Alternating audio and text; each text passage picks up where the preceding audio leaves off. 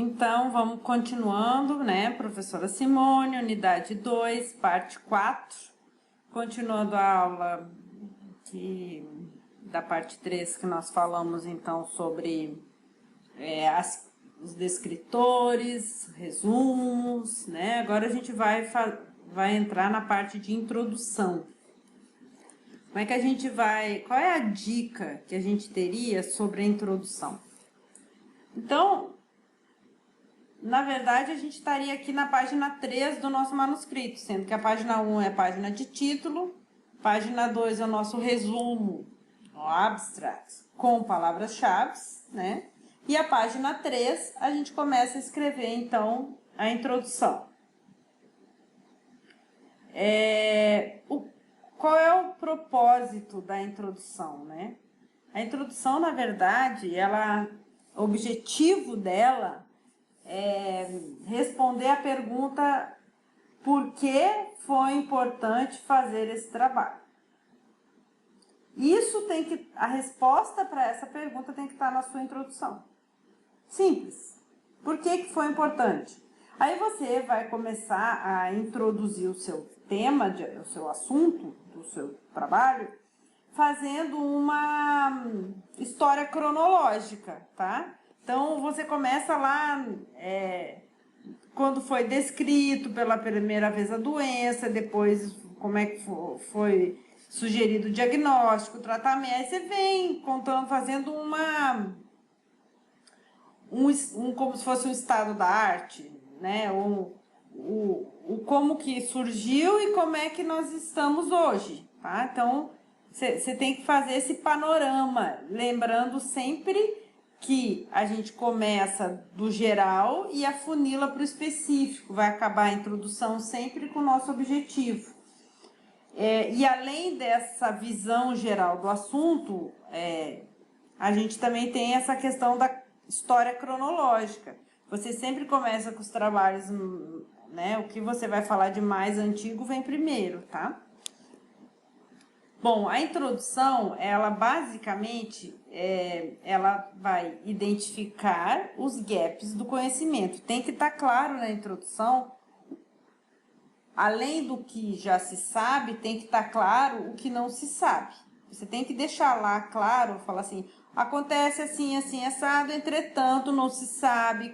Você diz o que não se sabe, porque até para preparar o terreno para vir com a sua proposta de trabalho, para preencher o gap. Então, você tem que primeiro mostrar o gap para depois sugerir e preenchê-lo, certo?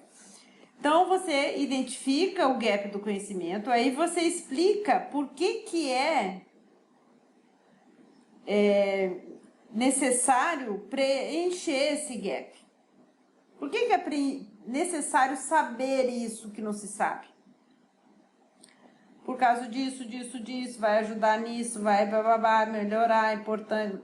Tem que escrever por quê. Aí você vem e resume no final como que o seu estudo vai atender o preenchimento desse gap. Como é que ele vai atingir isso?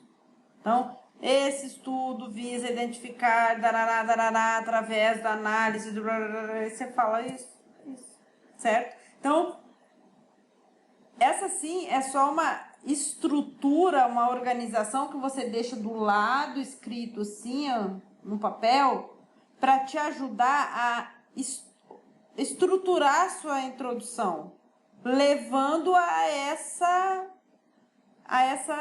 essas etapas. Primeiro você fala do tema e do que se sabe, identifica os gaps, explica por que é importante saber isso que não se sabe, aí você diz como que você vai fazer para preencher isso aqui, certo? Bom, um pouquinho mais claro, vamos deixar. Então, a gente sabe que a introdução, ela é esse triângulo invertido, né? Isso aí tem todos os cursos de escrita de texto científico. Por que é esse triângulo invertido? Primeiro, você começa com o que se sabe, o nosso conhecimento de mundo, a nível mundial, no conhecimento total, no mundo internacional, o que todo mundo sabe sobre aquele assunto. Aí depois você vem com o que não se sabe, que é o que? São os gaps. Qual é o gap que você quer preencher? Aí você vê, olha, a gente sabe isso, entretanto não sabe isso. Você vai mostrar o que não se sabe, que é justamente aquilo que você vai preencher. Aí, por último, como e por que você vai preencher esse gap aqui? Que, na verdade, é o último parágrafo da sua introdução, que é o quê? O seu objetivo. Ou seja, você faz uma breve informação sobre o tópico da sua pesquisa, depois você coloca as justificativas para a realização dessa pesquisa, ou seja, o motivo para preencher a lacuna, o gap que existe. Aí você vem com referências chaves ao trabalho preliminar ou trabalhos relacionados, ou seja, o que mais específico com relação ao que você vai usar, a metodologia, a proposta, a abordagem que você vai ter desse trabalho, já fizeram, né, o que foi feito sobre isso. Esclarece termos e definições. Se existir, por exemplo, legislação sobre alguma coisa, você tem que colocar na introdução, né? De acordo com a lei, ou regulamentação, ou a portaria tal, definição. Então, definições e legislações também vêm na introdução, se o tema seu aborda essa parte, tá? Bom, e depois, materiais e métodos. Claro que materiais e métodos é o tópico que você vai escrever primeiro, lembra? Antes da introdução. Mas eu só estou colocando na ordem das páginas do seu manuscrito aqui. Então, o que é material e métodos? Né? Materiais e métodos, tá? Isso, claro, em inglês. Ou se não, pode ser só métodos, tá? Ou não tem esse O aqui. Nem aqui, copia e cola, né? Bom. Material e métodos é simplesmente como nós fizemos. Ou seja, a receita, o protocolo dos experimentos. Ou de como você obteve o dado, como você trabalhou o dado. Então, é como você fez. Importante, deve permitir a reprodução do experimento. Então, você tem que ser muito específico aqui com relação à temperatura, tempo de centrifugação, tempo de incubação, exatamente colocar tudo nos mínimos detalhes. Os aparelhos que foram utilizados, qual a marca, qual a fábrica do aparelho, o modelo do aparelho, o código do aparelho. Mesma coisa dos reagentes, qual o reagente, qual é o... Você não precisa botar o lote, mas você tem que botar a marca e a empresa, tá? Por quê? Porque se alguém quiser repetir o seu trabalho, né, reproduzir o seu método no estudo dele, não necessariamente para fazer a mesma coisa que você, mas talvez usar a mesma metodologia para um outro micro-organismo ou para uma outra população, ele gostou do seu trabalho e quer fazer. Então, em pesquisa, é a mesma coisa vocês estão procurando uma metodologia para fazer um ensaio que chegue a tal resultado. Vocês vão buscar isso na literatura. Então, a literatura tem que estar bem detalhada, nos mínimos detalhes, para que permita a reprodução do experimento, tá? Você vai separar por itens e subitens. Então, por exemplo, o mitossoma, a separação das proteínas do mitossomas foram transferidos para uma membrana de PVDF. Qual é essa membrana aqui, né? Polivinil edenefluorídeo. é uma membrana usada, então, para fazer aquelas ensaios de transferência. Você faz uma eletroforese e aí você transfere a proteína para uma membrana, provavelmente para fazer um Western blot, por exemplo. Daí, essa membrana aqui que você usou, qual é essa membrana? Porque a pessoa tem que saber foi exatamente a membrana para poder repetir o seu experimento e dar certo. Então, por exemplo, é Millipore Corporation, New York, USA. Então, você, quando comprou o reagente, o material lá, você já foi anotando isso tudo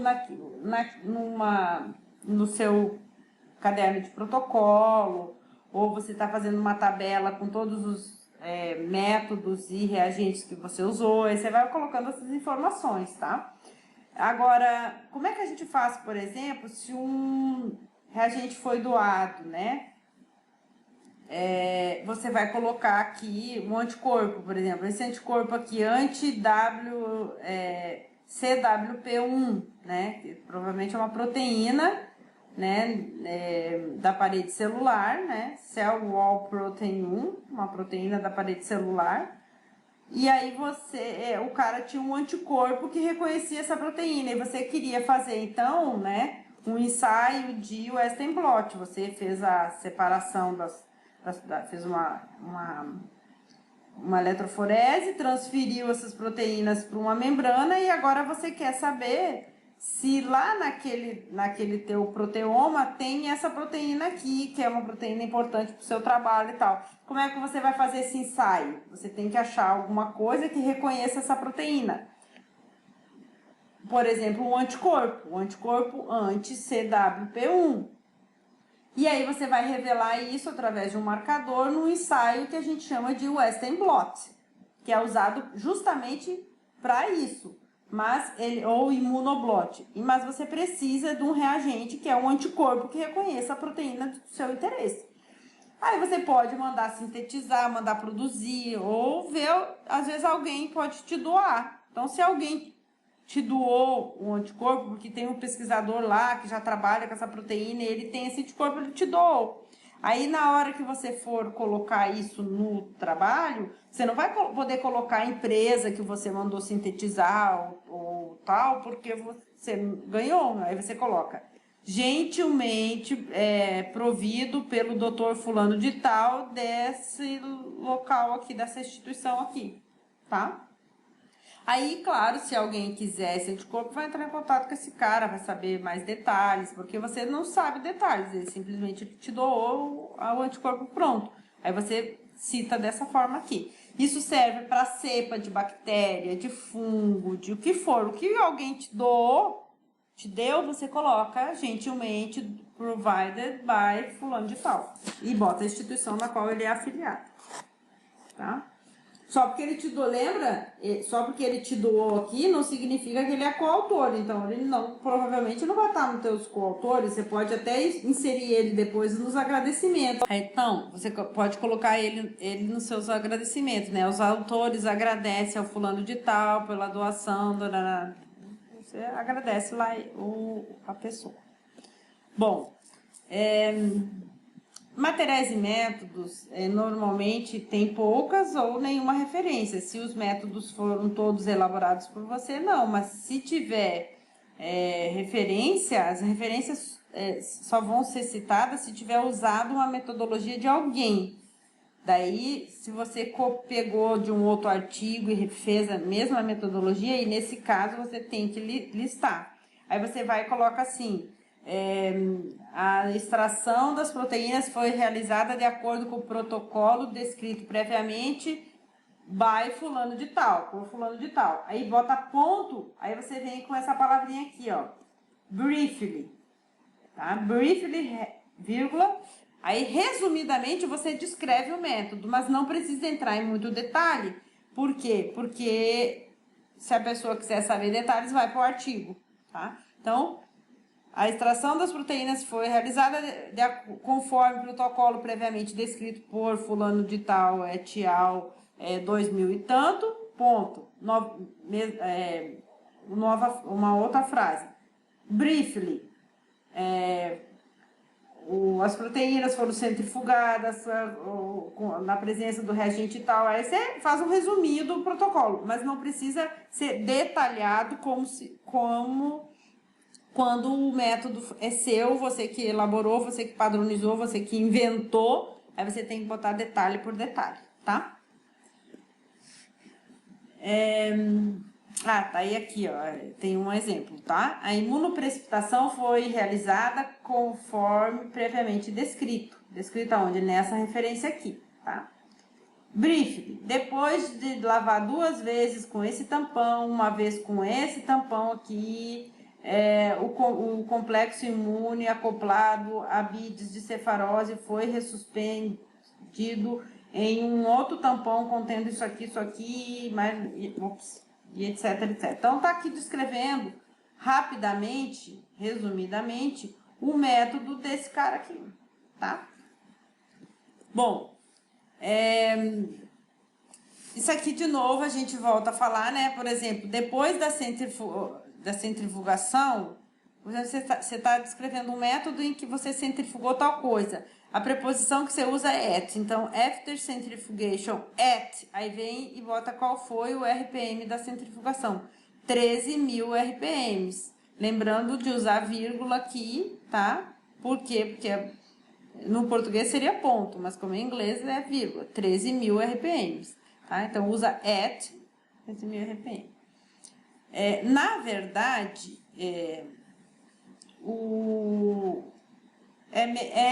não é correto usar o RPM, tá? O correto é usar G, que é a medida de centrifugação. Tantas mil Gs, tá? G. Só que daí você vai ter que fazer uma conversão. Tem que pegar uma tabelinha, por exemplo, a centrífuga, o modelo da centrífuga que você usou, 13.000 rotações, porque normalmente RPM a gente usa aqui no Brasil, e daí G é internacional, a medida de rotação é G. Só que para fazer G, eu não posso simplesmente trocar o RPM por G, botar 13.000 Gs. Não, você tem que ver o raio, o tamanho do diâmetro, né, ou do raio da sua centrífuga, vem lá no manual dela, e aí tem uma tabelinha que converte RPM em G, ou vice-versa, de acordo com o tamanho do raio da centrífuga. E aí você faz essa conversão, no Google você acha super fácil, mas para isso você tem que saber o raio da centrífuga que você usou. Eu não lembro qual é a centrífuga. Vai lá nas suas anotações e vê qual é o modelo da centrífuga que você usou, porque então você tem que anotar tudo, né? No seu método, você tem que usar os reagentes, a metodologia e os equipamentos que você usou. Marca tudo, tem que estar anotado. Porque lembra que na hora de descrever o método, você tem que ter isso detalhadamente descrito para alguém poder repetir. O que as pessoas normalmente fazem é, toda vez que faz um experimento, já faz a figura, descreve o resultado e faz a metodologia já daquele seu experimento. E já vai guardando isso. Na hora de escrever fica tudo muito mais fácil, tá? Porque senão você não acha isso aqui de jeito nenhum mais, tá? Mas só para lembrar para vocês, então, que quando vocês forem falar de centrifugação, ao invés de usar RPM, tem que usar G. Mas que também não é só trocar um pelo outro, vai ter que fazer a conversão, tá? Por exemplo, MTT. MTT é um reagente muito usado para viabilidade celular. Tá aqui, ó. É um corante que cora células vivas de uma cor e células mortas de outra cor. Pode ser célula de eucarioto, né, leucócito, pode ser fibroblasto, pode ser bactéria, pode ser um micro-organismo, qualquer coisa. Aí você incuba ele na presença desse material aqui, né? E espera um tempo e daí as células que estiverem mortas, o corante consegue passar na membrana, porque a célula morta está com a membrana citoplasmática destruída, o corante entra e quando você lava a célula, esse material depois, a célula vai emitir uma coloração. Se a célula estiver viável, viva, a membrana está intacta e o corante não entra, então a célula não se cora da cor do corante. E aí você tem lá a coloração vermelha ou azul para células viáveis ou mortas, tá? Então é um teste de viabilidade para saber se, por exemplo, o teu extrato da tua planta matou a célula tumoral. Aí você pega a célula tumoral depois de incubar com o teu extrato da sua planta e faz um teste de viabilidade. Bota o MTT e vê se ela morreu ou não, tá? Se a célula está viável ou não. Bom, e aí lá na metodologia você vai colocar assim, porque eu usei tantos microlitros de MTT. O MTT é a sigla a abreviatura do seu reagente. Você tem que descrever o nome completo. Então, drogas, fármacos, reagentes usados, sempre para o nome completo por extenso. Então, brometo de 4,5 dimetilazol, 2-il, 2,5 difenil, bota tudo isso entre parênteses, depois bota a sigla, MTT. Aí depois, nas próximas linhas que você tiver falando e for citar de novo o MTT, aí você pode botar só MTT, porque você já descreveu a primeira vez ele por extenso, tá? Resultados. Resultados é o que nós achamos. Nunca na primeira pessoa, gente. Ninguém faz nada sozinho. Então, se vocês forem escrever um artigo, escrever um manuscrito e colocar I found eu encontrei, não. We found we performed, nós realizamos, tá? Sempre é nós, nunca eu, porque isso dá uma impressão passa a impressão de que a pessoa se acha o bonzão, fez tudo sozinho, não precisou de ajuda de ninguém. E no mínimo você teve seu orientador, ou teve alguém que possibilitou você fazer o seu trabalho, quer seja no fomento, no laboratório, no espaço físico, equipamento, reagente, o que for, tá? Então, nunca ninguém faz nada sozinho, tá? A discussão, tá? Sim, então, nos resultados, você vai colocar sempre o que foi achado. Ali você vai descrever realmente as tuas figuras e as tuas tabelas, tá? Citando, né, sempre na ordem que elas vão aparecer. Figura 1 é a que vai ser... Citou primeiro aquele resultado que está nessa figura, essa figura vai se chamar 1. Depois eu vou falar daquele outro resultado ali. Então, aquela figura ali que tem esse dado vai ser a figura 2. Então, você tem que também usar isso na sequência lógica. E aí, tabelas, mesma coisa. Tabela 1, tabela 2... E aí, se tiver suplementar, mesma coisa. Quando você chamar a primeira tabela suplementar, você chama ela de S1.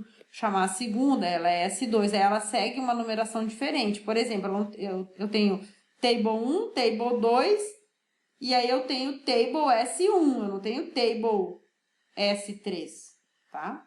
Tenho Table S1. Então, o suplementar começa a numeração do zero de novo, tá? Para material suplementar é uma coisa... Para material que vai dentro do artigo depois é outra, tá? Material suplementar é aquele que fica disponível só no site da revista, não vai aparecer no manuscrito, lá no artigo, na formatação do artigo. Vai ter um link lá onde você clica e consegue ter acesso a essas figuras, a esse material extra, tá? Nem todas as revistas aceitam material suplementar, também tem que ver isso, tá? Discussão é qual a importância e o significado dos meus resultados. Para quem? Para o conhecimento, para aquilo que lá na introdução eu disse que a gente sabia, quais eram os gaps, eu preenchi esse gap e agora qual a importância desses achados para o conhecimento como um todo em relação aos demais estudos daquele tema. E eu sempre vou terminar minha discussão com a minha conclusão. E a minha conclusão, gente, olha, muito técnico isso. A minha conclusão tem que responder o meu objetivo. Onde é que está meu objetivo no meu manuscrito? No último parágrafo da introdução. Então, quando você for finalizar a discussão, vai no último parágrafo da sua discussão que você já escreveu, relembra qual foi o seu objetivo e conclui fechando o seu objetivo. Tá? Isso é muito básico, muito técnico, mas que muita gente não faz.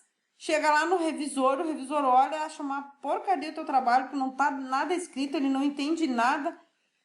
E aí ele devolve, recusa, ele não vai dizer, não, você não fez a sua conclusão conforme o seu objetivo. Ele, de novo, ele não vai te ensinar a escrever. Ele simplesmente vai recusar e não vai nem ter o trabalho de explicar isso para você, porque isso é muito básico, certo? Por isso vocês estão fazendo essa disciplina, por isso vocês fazem outros cursos, por isso vocês têm um orientador, por isso vocês ralam, pedem para alguém ler o seu trabalho antes de submeter, os coautores vão ler, para chegar lá no revisor, já essas coisas básicas não vão estar erradas, tá?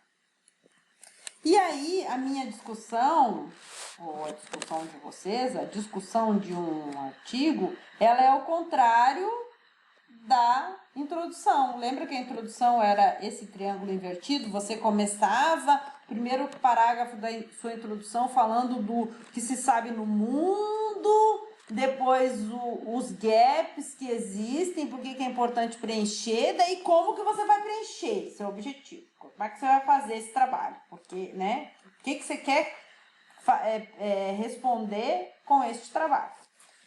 Finalizou sua introdução. A discussão é o contrário, gente. Você pega... Olha, isso também tem que ser muito técnico. Só com essas dicas você vai melhorar muito a escrita do teu trabalho.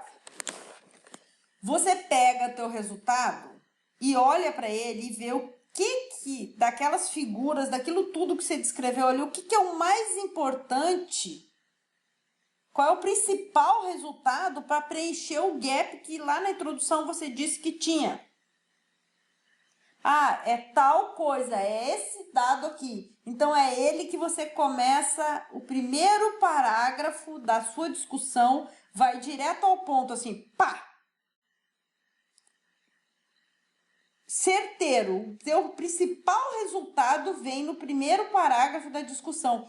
Por que tem que ser assim? Porque quem depois vai ler artigos naquele formato rapidão que eu disse para vocês, que vocês têm que ler 3, 4, 5 artigos por semana, lembra?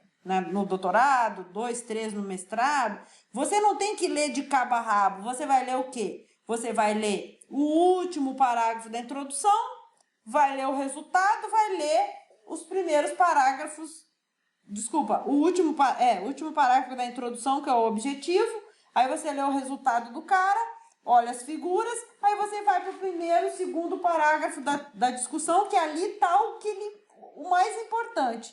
Aí aí pula para o último parágrafo, que é a conclusão do trabalho.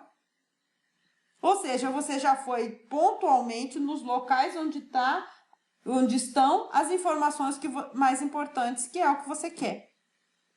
E justamente são essas informações mais importantes, o último parágrafo da introdução, primeiro parágrafo da discussão e o último da discussão, que você vai levar para o seu abstract. Viu como é técnico? Viu como é fácil?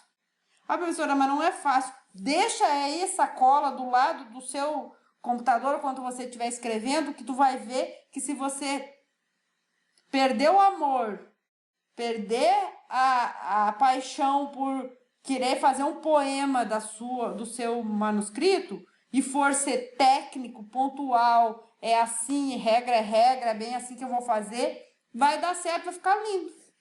Então, olha só. Primeiro parágrafo da discussão, você vai colocar os seus achados centrais do seu estudo, os seus principais resultados aqui, no primeiro parágrafo, primeiro, segundo parágrafo. Se tiver 2, 3 resultados. Daí, depois, você vem fazer uma interpretação desses resultados, desses aqui, no contexto dos estudos que já existiam sobre o tópico do seu estudo, ou seja, outros trabalhos. Você bota o seu aqui primeiro, tipo, pá. Você não vai descrever de novo figura 1, figura 2, não, mas você vai mostrar a importância, destacar no primeiro parágrafo a importância. Aqui nesse estudo nós descrevemos pela primeira vez a prevalência da doença tal, onde nós visualizamos um grande aumento nos últimos anos, porque bababá, porque bababá. Entendeu? Você vem assim mostrando a importância do teu principal achado. Você não vai descrever o resultado de novo, tá? Você não vai. Na discussão, em momento nenhum, você vai escrever figura 1, figura 2, tabela 1, não. Você vai falar do teu resultado sem botar figura 1, figura 2. Isso é resultado, tá? E aí, então, depois que você botou os teus principais achados, você vai contextualizar eles em relação aos outros estudos. Aí aqui tu faz a fofoca. Eu achei isso, fulano achou também, ciclano não, a ciclano achou o contrário, porque aí você faz a fofoca aqui, tá? Aí, aqui você vem com implicações teóricas, ou seja, aí você vai devagar do que isso significa, o que isso pode impactar, o que pode ser o futuro com base nesses achados, etc. e tal. Aí você também vai colocar as limitações, gente, isso é muito, muito maduro, muito inteligente do pesquisador, colocar as limitações do seu estudo, porque o leitor precisa saber que aquilo tudo que está sendo descrito aqui tem uma certa limitação, porque não existe um trabalho que não tenha limitação. Por quê? Porque você não consegue reproduzir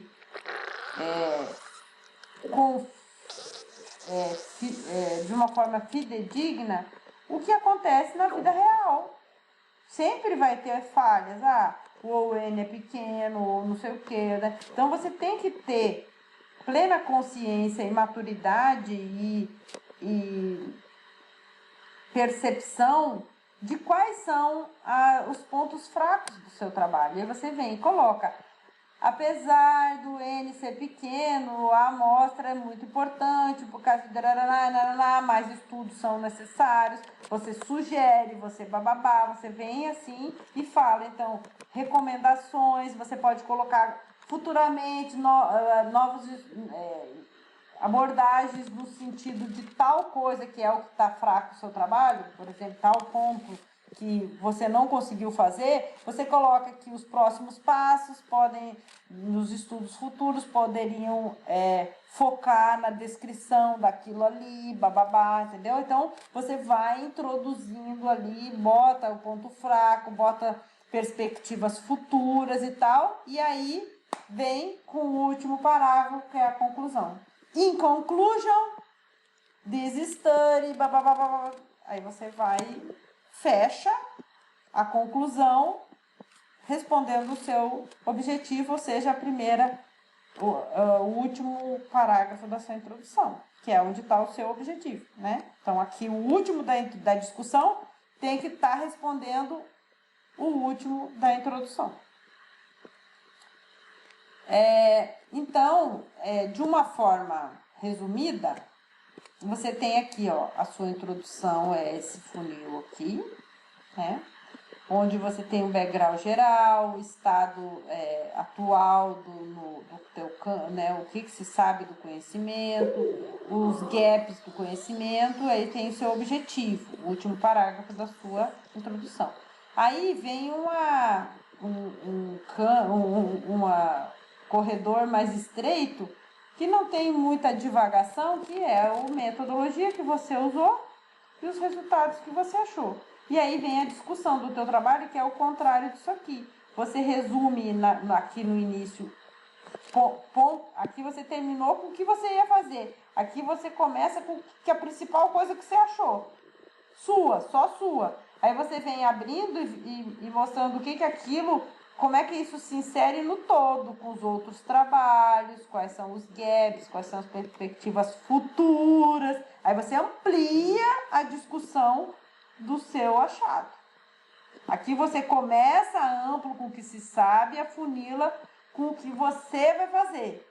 Aqui você começa com o que você achou e a importância disso para o todo. Tá? As implicações para o campo, que vai ter link com o que você colocou lá na introdução, que era o estado atual do tema que você está abordando. Então, aqui você termina com as implicações desse seu achado para o conhecimento aqui.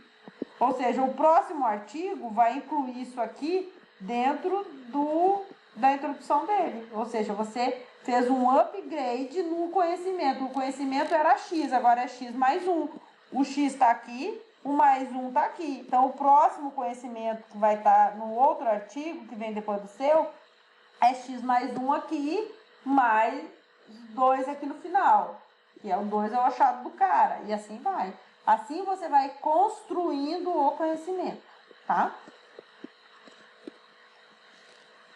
Portanto, se você juntar introdução com discussão, né? Se você juntar as duas, elas formam uma ampulheta, tá? Então, onde o que você tinha aqui, depois vai passando aos poucos, à medida que você vai fazendo o teu trabalho, vai passando para cá, e no final o que você tem é um novo conhecimento para o próximo artigo. Certo? Bom, agora a gente vai falar um pouquinho de coisas que você tem que prestar atenção aqui porque a princípio você já tem aqui, né? Você já escreveu a página de título, a abstract, introdução, metodologia, resultado, conclusão. O que falta agora? Vai faltar as referências, que a nossa última aula é gerenciamento de referências, né? Que é a lista de referências lá no final. Então, agora eu vou dar algumas dicas em relação a essa escrita do que a gente já abordou aqui. Então, cuidado com o plagiarismo, tá, gente? Plágio não é só de texto. Plágio de figuras também, tá? Vou mostrar para vocês. E também manipulação de figuras, já vou mostrar para vocês. O que acontece hoje é como eu falei para vocês, os revisores, eles não recebem para fazer isso, eles fazem pela ciência, né? Claro que fazem porque recebem um certificado, se ele tiver um ORCID, isso já vai automaticamente para o currículo do cara, que o cara é revisor, isso para o nome do pesquisador, ser revisor de periódicos científicos bons, dá um upgrade para o currículo dele. Então, ele faz isso também pela profissão, mas ele não recebe por isso, tá? Então, o que eu quero dizer é que as revistas, elas definem claramente o papel do revisor num trabalho. Só que, para o trabalho ficar bonito, formatado, certinho, não ter plágio, não ter erro, não ter cópia, não ter nada, não depende só do revisor, porque a função do revisor não é conferir se aquilo é plágio. A função do revisor, isso de novo é técnico. A função do revisor é ver o mérito e ver se aqueles achados têm mérito, têm importância para o conhecimento do tema, porque eles são experts, os revisores são experts naquele tema do artigo.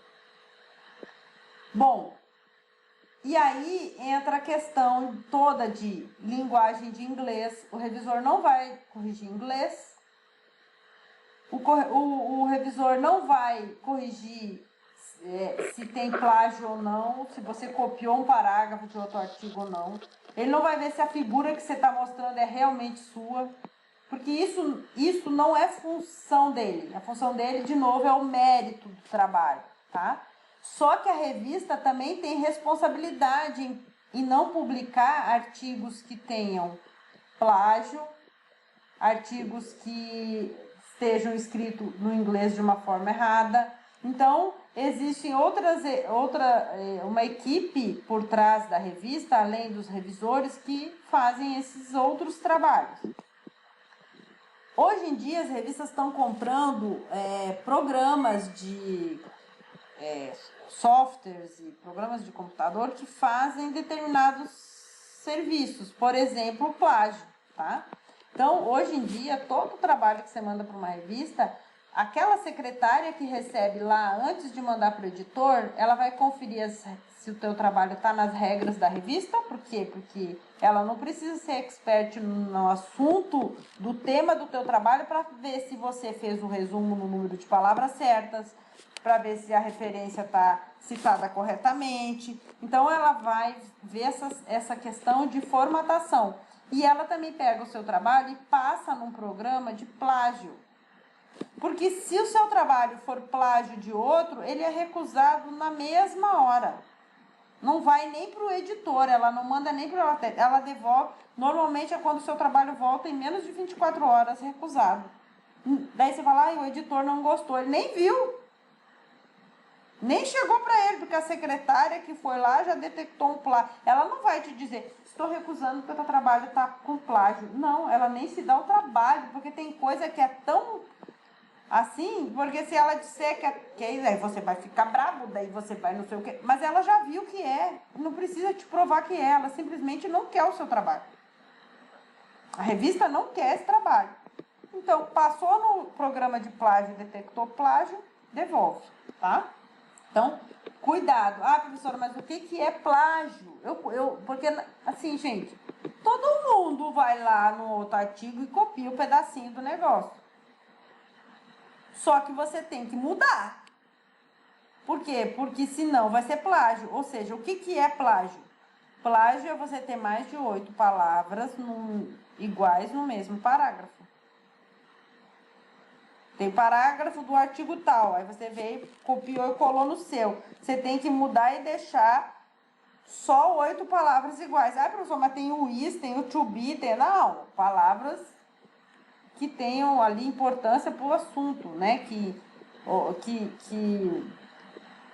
passam a mesma ideia do trabalho que você copiou, tá? Então, existe um programa... chamado, exemplo, tem vários, chama esse aqui, Helioblast. Você pega um parágrafo do seu trabalho e copia e cola lá dentro, e aí se tiver plágio, ele diz até qual foi o artigo. Ó, esse trabalho aqui foi copiado desse artigo aqui, de 1996, publicado na Nature, pelo fulano de tal, volume tal, página tal, ele diz tudo, tá? Então, é isso as revistas fazem hoje, tá? Aqui, ó, Heliotest. Então, você abre esse aqui, você pode fazer isso com o seu trabalho. E aí, ele detecta onde está acusando plágio, e você vai lá naquele parágrafo e muda alguma coisa para fugir dessa detecção, tá? Então, aqui dentro, você copia e cola o teu trabalho aqui dentro e submete para o Helioblast, e aí ele vai te dar, no final, se tem ou não plágio, tá? Aí ele tem esse percentual, até tanto por cento igual não é plágio, até tanto por... Então, tem lá na programação do aplicativo. Então, você pode usar isso aqui. Eu gosto de mandar meus alunos sempre jogar no aplicativo de plágio, para não corrermos o risco de sermos detectados por alguém, tá? Bom, e figuras, gente. Então, eu tiro uma foto lá e mudo um pouquinho, a foto ficou feia, então eu quero mudar um pouquinho, deixar ela mais bonita, e mexo, e ficou linda a figura, o gel tava tão feio, agora ele tá bonito, que eu pintei aqui, essa banda não tá boa, eu desenhei uma banda. Não, gente, não pode. Olha o que pode fazer. Mexer no brilho, mexer no contraste, cropar, que pegar, ó, a figura era essa. Eu vim aqui e selecionei esse pedaço aqui, ó, só. O resto tudo eu tirei. Isso é cropar. Então, eu fiquei só com esse pedacinho aqui, ó. Mas é a mesma, eu não mexi aqui, eu só cortei aqui assim, ó, tá? Isso é cropar, tá? Isso pode fazer. Mexer no brilho, ó. Ela era assim, eu mexi no brilho e ela ficou assim, achei assim mais bonito, ó. tá? Um brilho. Eu posso também, porque aqui são duas estruturas. Isso aqui vamos imaginar que é uma bactéria, isso aqui seja uma proteína, tá?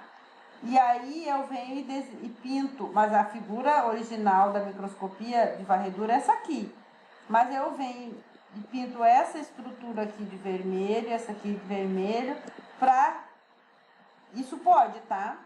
Colorizar, pintar. Para quê? Para ficar mais didático, para ficar claro que a figura é a interação de uma proteína com uma bactéria. Para mostrar, provavelmente o trabalho está falando dessa interação. Então fica mais, isso eu posso fazer. Então eu posso mexer no brilho, no contraste, posso cropar e posso colorizar. Mesmo assim, na legenda da figura você vai escrever: as imagens foram manipuladas com relação a brilho, foram manualmente colored, e foram isso, vai botar, mas só pode fazer isso. Você não pode inserir num gel uma banda, pintar, melhorar. Às vezes os pixels estão tão ruins, você vai lá e pinta com um pincelzinho, faz uma banda. Não pode, tá? Não pode tirar de um gel, colocar ali uma banda que tá mais bonita. Não pode fazer, só pode fazer isso aqui. Porque o que acontece? Existe também um programa, tá? Isso é má conduta fazer qualquer outra coisa que não seja aquelas 4 lá. Existe as revistas, elas já tem agora, assim como tem o programa para detectar plágio, tem programa para detectar manipulação em imagem, principalmente foto, tá? Porque, claro, se for gráfico de barras que você fez, você mesmo está construindo com base na porcentagem, no N, na prevalência, mas fotos, tá? Se foram tiradas fotos do seu experimento, essas fotos têm que ser tiradas com uma câmera boa, com uma luz boa, porque depois você pode, só pode mexer no brilho, no contraste, cortar um pedaço ali e colorir. Você não pode fazer mais nada. E existem programas para detecção de fraudes de imagem, tá? Então, essas revistas já estão investindo nesses programas, onde você, por exemplo, aqui, ó, tem essa imagem aqui é uma imagem que o autor mandou para a revista, né? Olha que bonita, é uma imagem aqui, sei lá, uma célula, não é neurônio, mas é umas células estreladas, bem bonitas aqui, né? E aí ele está mostrando, olha, cores diferentes, o núcleo pintado, deve ter alguma importância isso aqui para o estudo, beleza? Tá bonita. Aí a revista vai e joga no tal do programa e mostra que na verdade só tinha essa e essa. Isso tudo aqui, ó, eles adicionaram aqui. Que tá em amarelo, foi adicionado na imagem. Copiou de outro lugar e botou aqui para ficar mostrando que tinha bastante célula naquela cultura do cara lá. Ou seja, falso. Tá? Então, é uma representação errada dos dados da imagem. E o programa detecta a fraude, tá? Então, cuidado com figuras. É considerado má conduta. Então, estudos mostram, assim, estatísticas, né? Mostram que 2% de todos os artigos analisados, já publicados, e que foram analisados posteriormente, 2% deles detectam má conduta. Essa é uma das má condutas. 1% deles apresentam como má conduta manipulação de imagem. E eu vou contar para vocês que eu conheço uma pessoa que recebeu ano passado um e-mail de uma revista Fungobiology. Um pesquisador recebeu um e-mail da revista 10 anos depois do artigo ter sido publicado, de um aluno dele que não sabe nem mais onde é que está esse aluno.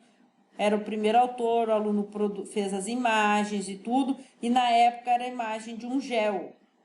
e ele foi manipulou, era na verdade um Western blot, que é aquele que usa anticorpo e tal, que eu falei para você, aquele experimento. E ele montou lá, realmente o aluno tinha achado aquele resultado. A interpretação da figura se manteve o mesmo, mas a imagem que ele mandou foi construída. Ele pegou uma banda bonita de um gel da internet, botou ali em cima do dele para a figura dele ficar bonita, mas não era a banda dele. Mas na época ninguém viu erro, porque na época não existia programas de detecção de plágio de figuras. Hoje tudo está evoluindo, hoje já existe. O que as revistas estão fazendo? Estão analisando os artigos passados, publicados no passado. Detectaram manipulação de imagem num artigo desse pesquisador, publicado no ano de 2009. E ano passado ele recebeu um e-mail para ele se explicar, e daí mandaram todinho no e-mail a foto da figura, como é que era, onde é que estava o erro, retirando a manipulação e mostrando a figura original que estava embaixo de tudo aquilo. Falou, olha, ou seja, provou, não tinha nem como o pesquisador dizer que não tinha sido manipulado. Eles mostraram ali as provas de que realmente estava manipulado. E que o autor tinha 30 dias para sua defesa, senão o artigo ia receber um retract lá na página da revista. Ou seja, daqui a pouco tem aqui, eu vou mostrar para vocês. É uma faixa assim, que significa que aquele artigo foi despublicado, só que você não pode mais tirar da internet. Aí o que a revista faz? Bota uma faixa escrito retract lá. É muito pior do que simplesmente tirar o artigo da internet, porque quando alguém for lá, vai descobrir que aquele artigo tem erro, uma conduta lá, não sabe o que é, mas tem. Ou seja, invalida tudo aquilo, tá?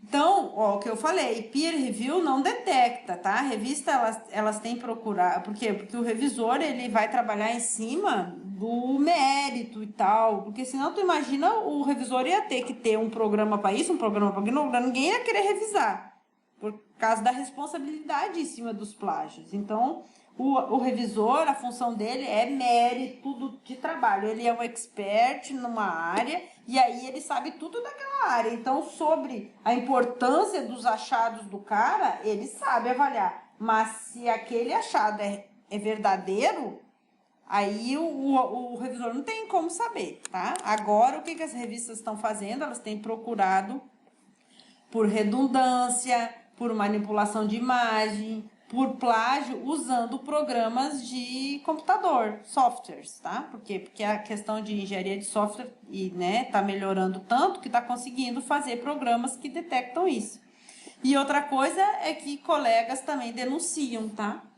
Grupos de pesquisa ou cientistas que sabem que o fulano de tal não fez aquele experimento, depois acaba lendo na revista ou vendo lá e fala, uai, mas isso aqui ele não fez.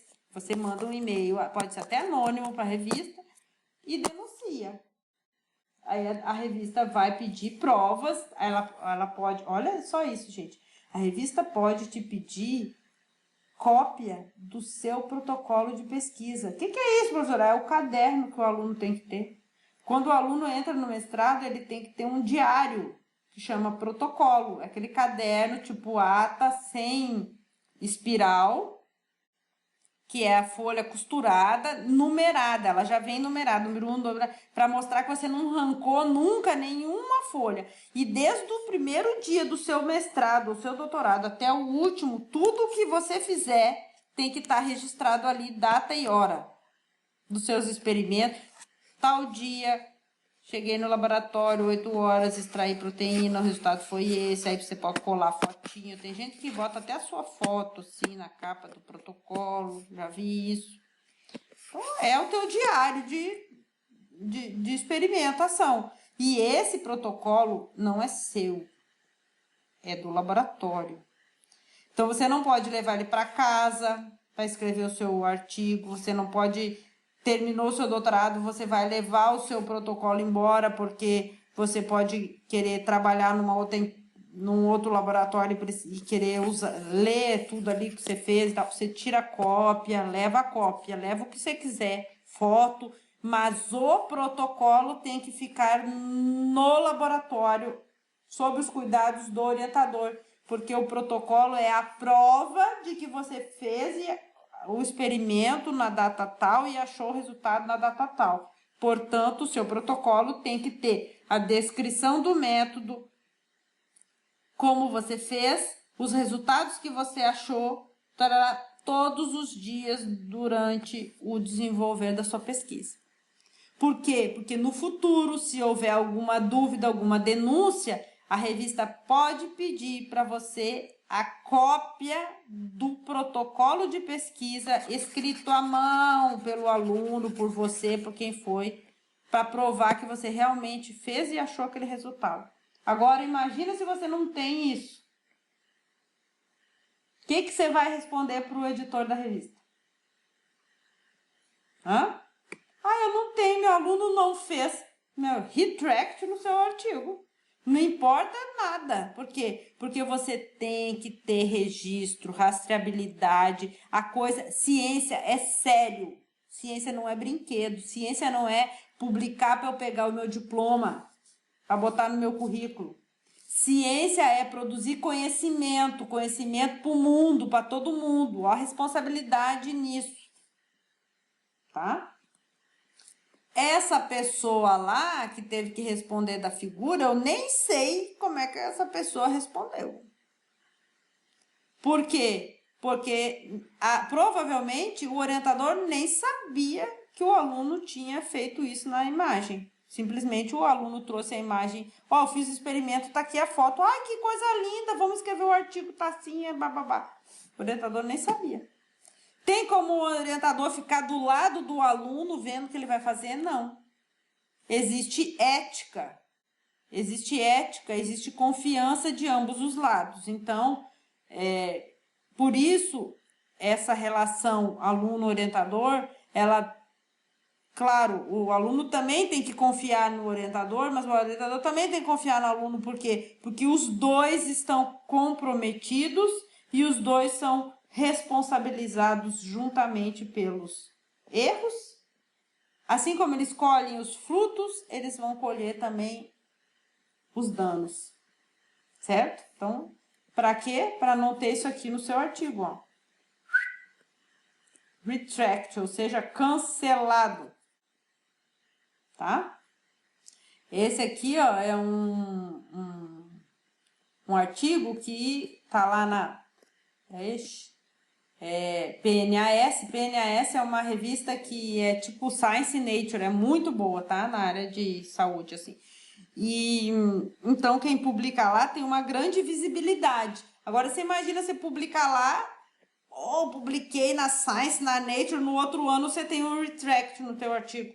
Nunca mais tu publica em lugar nenhum, nem tu, nem teu orientador, nem teus colegas, nem os coautores que entraram no trabalho e que nem sabiam que experimento você fez, porque você deu lá, como é que é?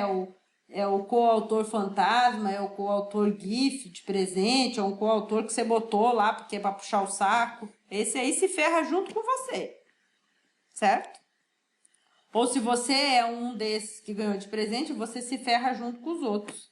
Tá? Então, eu já vi muito pesquisador que fala assim, me coloca só nos agradecimentos, eu não participei efetivamente, ele não sabe, ele não conhece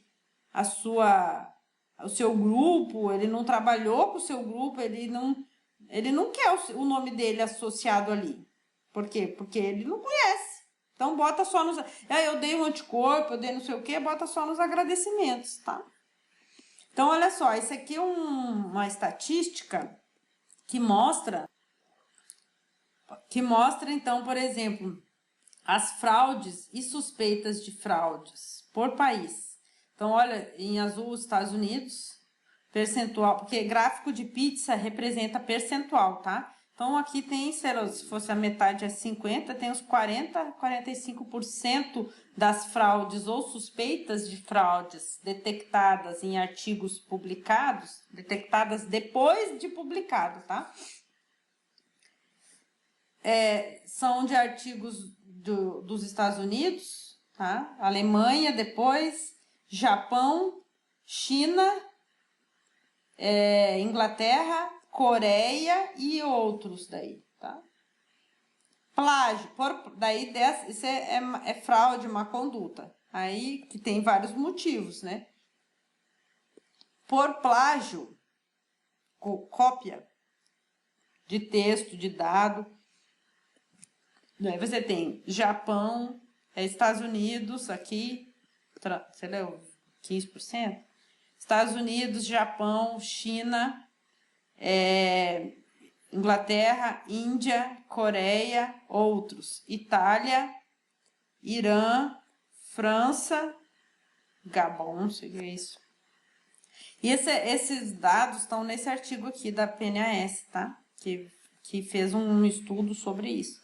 Dados duplicados, né? Já tinha sido publicado, você já publicou esse dado, você vai e publica de novo depois. Publiquei ele em 2010, em 2012 eu fiz só mais um negocinho e botei aquilo mais o novo. Então, dado que já tinha sido publicado por mim, eu publico de novo.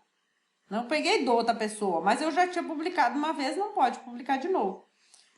Estados Unidos, Alemanha, Japão, China, mesma coisa, tá? Bom, então, quais seriam os principais erros né? Quais os principais tipos de má conduta, misconduct? Então, eles são classificados, por exemplo, em erros honestos, de autoria, de plágio e de dados, tá? Com relação aos dados. Então, vamos ver. O que seria erros honestos? É um erro do experimento. Você, às vezes, nem sabe, você não teve a intenção de errar, mas o experimento que você fez deu errado e você interpretou errado e publicou assim, tá? Então, ou o trabalho não é reproduzível, ou seja, você fez o experimento, achou realmente aquilo, mas quando você repete, você não acha mais, né? Por isso, claro que todo tem que ser interplicado. Então, mas são erros que você não teve a intenção. Às vezes você achou realmente, só que faltou repetir e tal. Até tem culpa, mas né, não é aquela coisa intencional. Erros por exemplo, autoria. Você publicou um artigo e perdeu a autorização, ou seja, você não pediu autorização para todos os coautores para colocar o nome deles. Então, depois de publicado, o cara olha e fala, eu tô nesse artigo, mas eu não participei. Aí o cara vai e denuncia para a revista, olha, ele me colocou aí, mas eu não sou autor desse trabalho, não. Tem gente que não quer.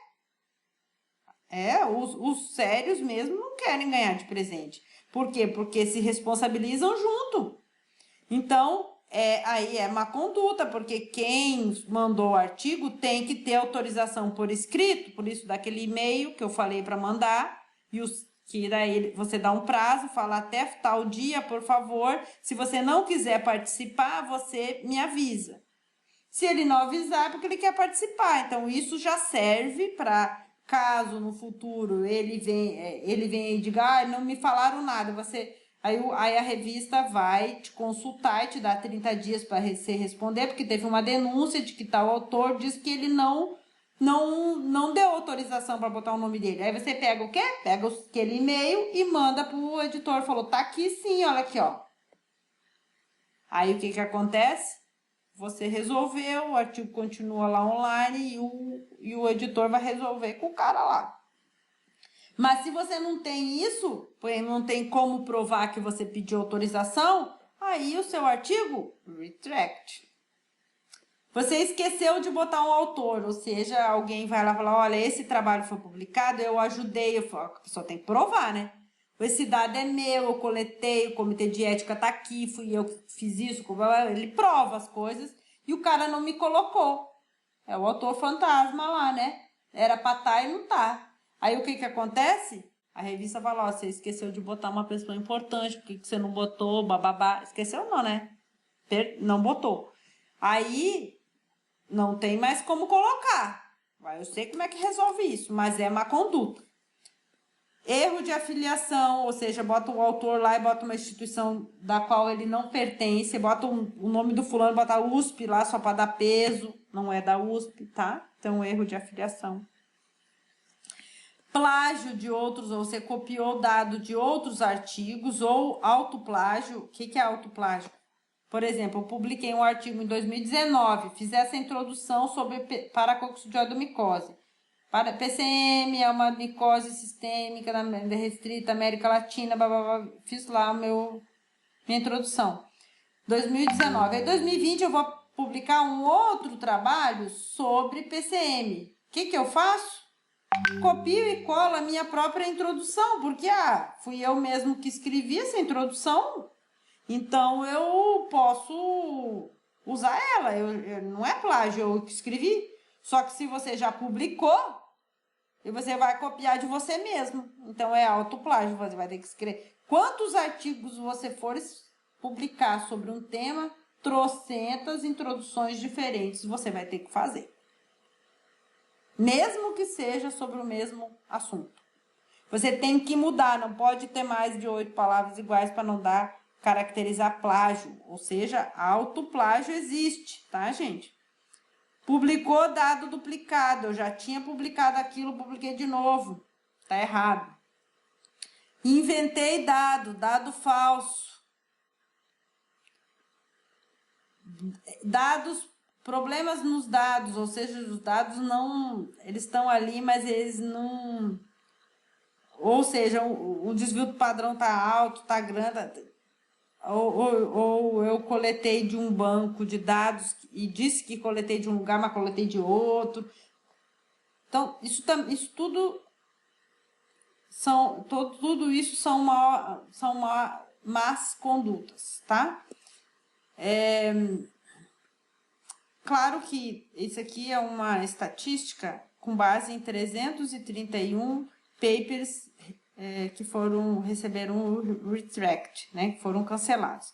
Aí eles foram ver os motivos. Aí os principais motivos foram esses aqui, tá? Para vocês verem que realmente essas má condutas podem levar a cancelamento e punições para o paper, tá? Então, quais seriam as punições? O paper pode ser retract, né? Receber essa faixa aqui lá no site da revista. A revista pode abrir um processo criminal contra os autores. Denuncia o autor para a sua instituição e a sua instituição pode, então, demitir o pesquisador. Por quê? Porque quando ele publica, ele leva o nome dele associado a uma instituição, ou seja, ele leva o nome da instituição junto. Se ele está cometendo uma conduta, a instituição também está. Então, ela pode demitir por justa causa. Inclusive, concurso público, tá? Eu já vi casos, e vocês podem até procurar aí na internet, tem vários casos da UNB, da USP, que os pesquisadores famosos, eles foram demitidos do serviço público por má conduta e publicação de dados inventados, tá? Você pode, se essa publicação é fruto de uma dissertação ou de uma tese, por exemplo, seu aluno defendeu o mestrado, ou você mesmo aí defendeu o mestrado com esse paper, e esse paper for retract, o seu título também é. Por quê? Porque para você conseguir ganhar o título, você tem que publicar o trabalho. Aí você publicou o trabalho, né? Para você defender, não tem que ter submetido. Então, você pegar o diploma, você tem que ter publicado. E aí, se o que você publicou foi retirado, o seu título vai ser retirado. Você perde o título de mestre ou de doutor. Porque a instituição que você trabalha, ela é informada pela revista. Porque por causa que ela sabe qual é a instituição por causa da afiliação que tem lá, tá? Então, você pode perder o emprego, você pode perder o título. Se você for o pesquisador, né, o orientador, o professor, você pode perder emprego. Se for o aluno, não é funcionário da instituição, mas você era um aluno de pós-graduação, você perde o título, tá? E você é banido de publicar nas revistas, ou seja, nunca mais você publica nem nessa revista, nem em outra, nunca mais, tá? Por quê? Porque também quando você manda o seu manuscrito para aquela secretária lá, ela faz uma buscazinha assim, que tem tipo um banco de dados igual tipo o seu CPF, vai lá do Serasa, tem o Serasa das publicações, tá? Ela consulta lá também, tá? Bom, os agradecimentos é aquilo que a gente já falou. Lá nos agradecimentos vem todo mundo que ajudou e que não é coautor, tá? Que não tá dentro dos critérios de coautoria, tá bom? Aqui nesse link tem dicas de o que é um agradecimento, como que eu posso colocar, né? Então, os agradecimentos, né, depois da sua discussão, antes das referências, lá na penúltima página do seu artigo, você vai colocar alguns itens, né? Por exemplo, author contribution, que você vai colocar o que cada autor aqui fez. Por exemplo, a concepção e o desenho do estudo foi feito por esses dois autores aqui, LSL e SSW, ou seja, você vê lá na primeira página quem tem essas iniciais dos autores, foram esses dois autores que tiveram a ideia e desenharam o estudo. Quem foi que fez a aquisição dos dados? Essa fulana, ciclana e beltrano. Quem analisou e interpretou os dados? Fulano, ciclano e beltrano. Quem é que fez o draft do manuscrito, ou seja, quem escreveu o manuscrito? Fulano, ciclano, beltrano. Quem é que fez a revisão crítica? Ciclano, beltrano. Ou seja, você escreve aqui o que cada um fez, tá? Para justificar a presença dele no trabalho. Tem revistas que exigem isso e tem outras que não exigem.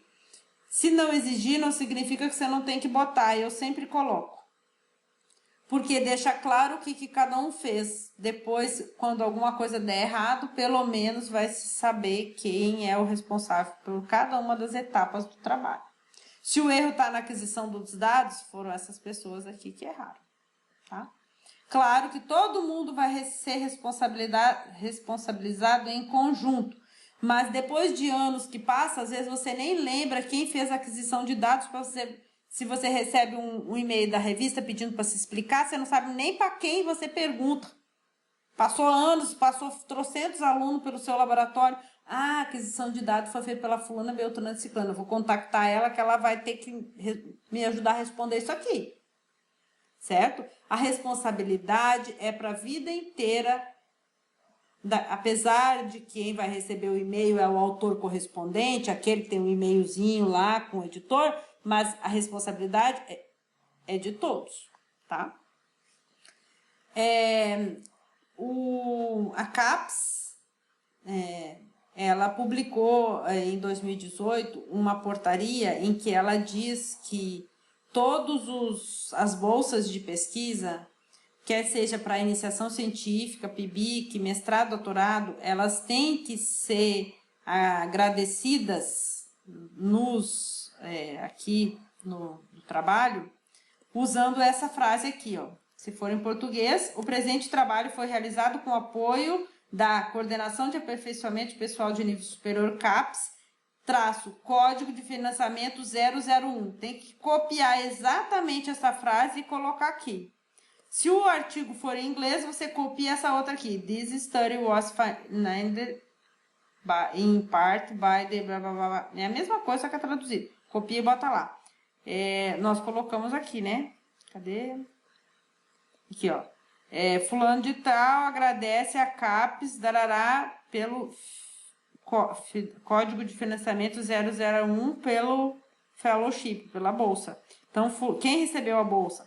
Essas duas alunas aqui, ó, a Karine Matos e essa aqui, Eliana Bababá, as duas recebiam bolsa da CAPES quando fizeram esse trabalho. Então, você tem que colocar lá nos agradecimentos. Se você não colocar e a CAPES detectar, ela pode pedir que esses alunos que na época recebiam devolvam todo o valor da bolsa, tá?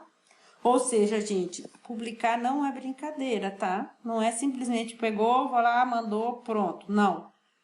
Para você fazer o seu trabalho, você teve apoio da instituição, apoio de bolsas de financiamento, às vezes não sua, mas de um coautor, tá? E se você não colocar, é má conduta, tá? Então, além do autor contribution, você tem que colocar quem é que financiou esse trabalho. Se não financiou, você coloca, ó, essa pesquisa não recebeu nenhum grant específico para financiamento, de agência de financiamento, nem pública, nem comercial e nem de not for profit, seria sem fins lucrativos, né? São tipo ONGs, né? Empresas sem fins lucrativos, que prestam serviço à comunidade. Então, nem público, nem de empresa pública, né? Ou seja, de universidades, do governo, nem em particular, e nem de sem fins lucrativos, ONGs, por exemplo. Se você não recebeu de ninguém, você também tem que escrever que você não recebeu de ninguém. E aqui você agradece, ó. Os autores agradecem à Universidade Federal do Mato Grosso do Sul pelo suporte na revisão do inglês. Ou seja, esse edital da PROP da UFMS de 2018 pagou a taxa de revisão de inglês desse paper. Então, você agradece aqui a universidade pelo auxílio financeiro para revisão de inglês. Então, não pode esquecer nada, tá? Depois que você colocou isso entre as referências e a sua discussão, aí você vem listando as referências aqui, conforme a norma da revista, todas as referências que você citou lá no seu trabalho, na introdução, na metodologia e na discussão. Ok? Daí, então, na próxima... tá. Aqui é esse author contribution. Aqui, ó. Você pode botar, né, quem que fez... teve a ideia, desenhou, quem é que realizou os experimentos, quem é que analisou os dados, quem escreveu o paper. Então, isso aqui você vai escrevendo conforme as etapas do seu trabalho, o que cada um fez, tá? Daí, na próxima parte da aula, parte 5, a gente vai falar de formatação de referências, tá? E legendas de figura. Vai continuar aqui algumas dicas de organização da escrita.